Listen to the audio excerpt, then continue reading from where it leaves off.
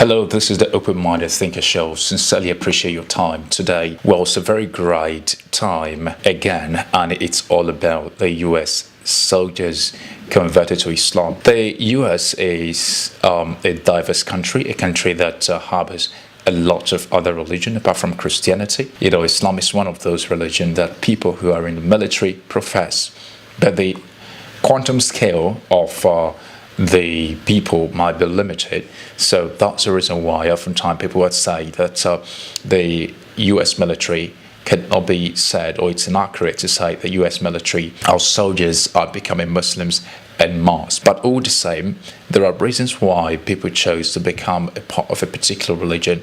It has to do with experiences over time, or I think personal belief and conviction. For example, people who are deployed in Muslim majority countries, especially in Southeast Asia or the Middle East, would actually have this contact with the local culture and decide to be part of the religion. Many of the soldiers that become apparently Muslims had all that to point to as a possible trigger to their decision to become Muslims. But today we want to know, why are the increasing number of soldiers, American soldiers, who are converting to Islam? What is really going on? Do we have to answer that? Okay, let's watch this video. I'll be right back.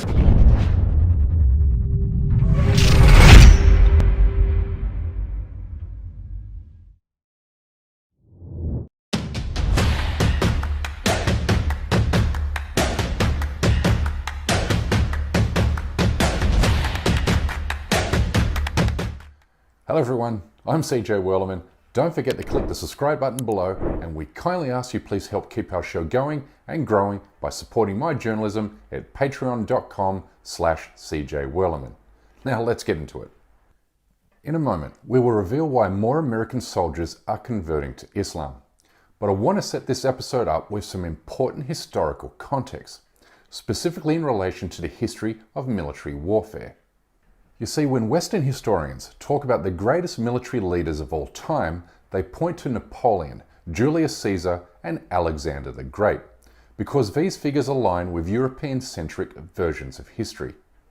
But when you speak to modern-day military leaders and strategists, however, they will invoke a name most people in the Western world have never heard of: Khalid ibn al-Walid, a 7th century warrior whose accomplishments place him among the 3 greatest military records of all time, having led the Arab Muslim army in victory in more than 50 battles, with 12 of them being described as decisive or pivotal in the rise of the Islamic religion.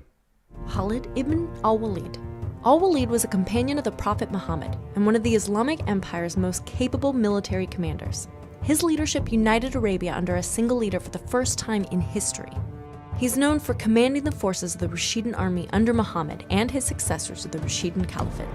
It's rumored that he fought in over 100 conflicts and skirmishes, but he's best remembered for 14 significant battles in which he remained undefeated against the Byzantine Empire and the Sassanid Persians, and helped spread Islam to the greater Middle East. But what's most fascinating about Khalid is he once hated and killed Muslims, and in fact fought alongside the pagan Meccans against Prophet Muhammad's Muslims during the famous Battle of the Trench in the year 625. 2 years later, however, Khalid switches sides and converts to Islam, and he would lead the Muslim army to unifying Arabia for the first time in human history, a feat that neither the Romans, Persians, nor Ethiopians were able to accomplish. Admittedly, I only learned about Khalid recently, after a supporter and patron sent me his biography, but now I encourage every non-Muslim to learn about the life and times of Khalid al-Walid. Anyway, his biography got me thinking. It got me thinking about my career covering the so-called war on terror as a journalist. And it got me thinking about the many interviews I have conducted with victims of the US torture program in Afghanistan and Guantanamo Bay, and the American military personnel who watched over them. It makes me remember a guy named Terry Holbrooks. He became a Muslim in 2008, 6 years after he joined the US military to exact misplaced vengeance against Muslims for 9/11. We flew to Ground Zero, so we could see Ground Zero that day. It was the last thing we saw of America before we left was Ground Zero. I mean, they really drilled this this intense necessity of hate and anger towards these people. He was deployed to Guantanamo Bay, where the worst kinds of torture were inflicted upon more than 500 innocent Muslims, who had nothing to do with Al-Qaeda or 9/11. But it was here that he found Islam. And obviously, as time has shown, we've sent 550 of them home now, so they weren't guilty to begin with. They were always smiling. There must be something in your faith or in your life that's lacking in mine, because I'm here and I'm not smiling every day, but you are. That's amazing. You know, what do you have that I don't? You see, the thing about Islamophobia is it's rooted in unfamiliarity and geographical distance. Put simply, we are easily made afraid of things we have no personal experience with. So when the war on terror got underway, it was easy for the US government and media to whip up fear about the Muslim world, given an overwhelming majority of Americans don't even know a solitary Muslim person. This was certainly the case for Miles, a former US Marine who converted to Islam after serving 2 tours in Afghanistan. Well, then another perception is, what Muslims are terrorists, that sort of deal. Well, people fear what they don't know. The majority of Americans don't have Muslim friends. They don't know anything about Ramadan or Nowruz or praying 5 times a day or whatever. What Americans see is in the news, is in the CNN, and they see, this terrorist attack, this Muslim terrorist attack, this Muslim extremist, this, that, and the other thing. Islam makes up 1 billion people in the world, all right? So, what, 1/7 of the world is Muslim, and you're going to call that entire population terrorists? Before I continue with this, I would love to add to this that Americans, and listen to me, it's not about Americans, watching just the CNN or the BBC or whatever, I think it's all, trickles down to Americans not willing to. The school curriculum in America, of course, most of you understand that, teaches history. History is part of the curriculum. So an average American reads about American history, American Civil War, the founding of America. Those who founded America founded it on the value of Christendom, on Christianity. To be honest, when America existed as a country, a democratic country at that time, fought off the British and from its own country started to thrive, people still regarded their leaders in Germany as the Holy Roman Emperor. So that's to tell you, all this. So Americans have history in the curriculum in school. They study this history. What they do not have is the history of Islam in their curriculum. And they're not knowing or trying to read it. It's a matter of not being their business. They believe Islam is not really the business. There's no need to study Islam, and there's no need to read about Islam.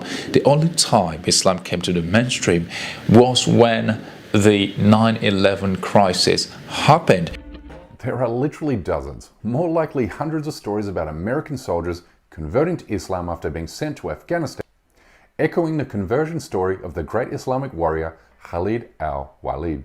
Put simply, being exposed to the Muslim world, even in the heat of battle, is the fastest and surest way to unpack every single lie you've been fed about Islam in the media. So then I ended up joining the military. And once I joined the military, I was in the U.S. Army for a number of years and ended up deploying to Afghanistan, to where I kind of learned a lot more about the culture of a Muslim. Didn't really dive into the Quran at all, but really learned what a Muslim was all about, their general lifestyle out in the parts of Kandahar, Afghanistan, and found some of the most peaceful people that I have ever met in my life. Definitely gave me a different view than what I had seen here in the West when it comes to different news channels and different things that are thought and, stereotypes of Muslims. So learned that they were not exactly what I was taught. Okay, so what stands out from his testimony is the word peace.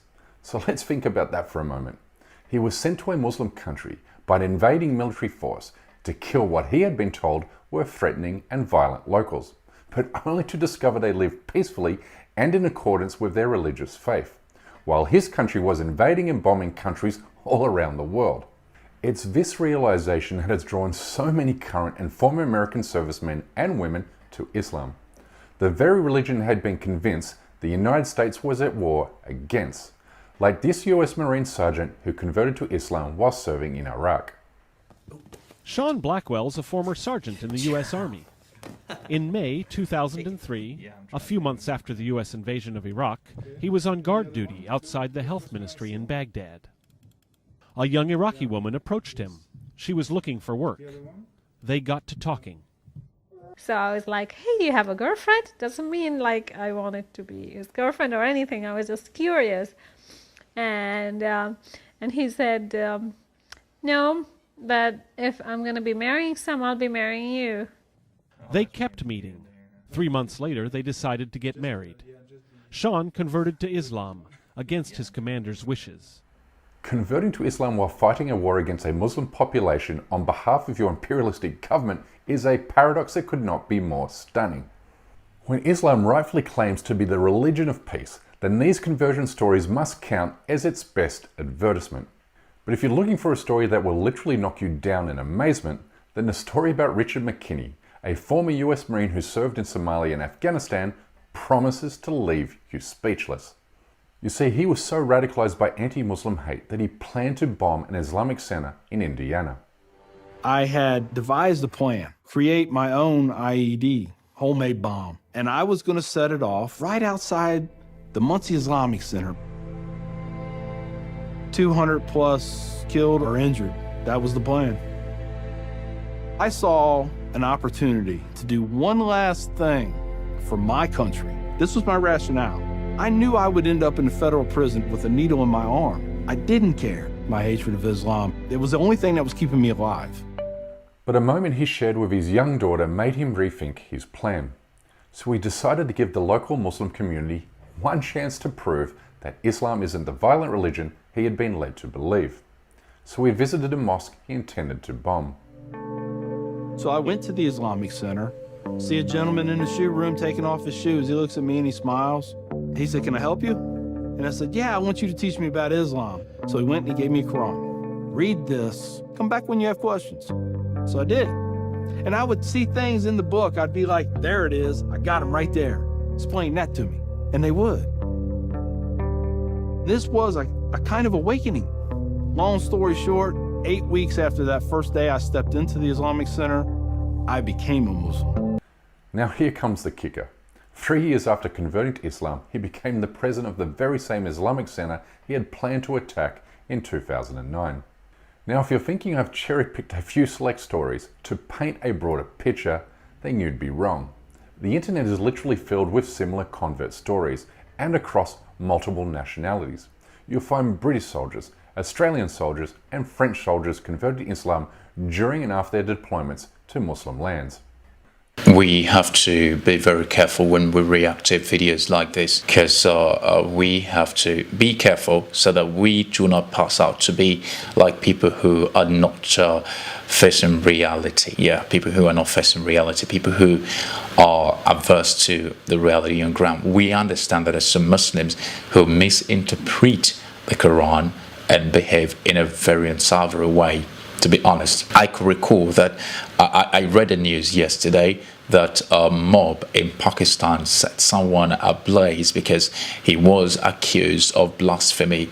The same thing happened in Africa, where a lady was accused of blasphemy and she was immediately. Some of these guys that do this are people who really believe that Islam is a peaceful religion, a very quiet religion. They shouldn't. So why don't they allow authorities or laws to take their real course? When somebody does something or accused of something, a group of mob will come together and then set the person ablaze and kill him or kill her. It's apparently not charitable to just conclude that the criticism of Islam has no place. Yes, the ordinary people in Islam, the normal people, Muslims, most times this guy are devoted members of, Islam that really have Islam very close to their heart. At the end of the day, they act accordingly.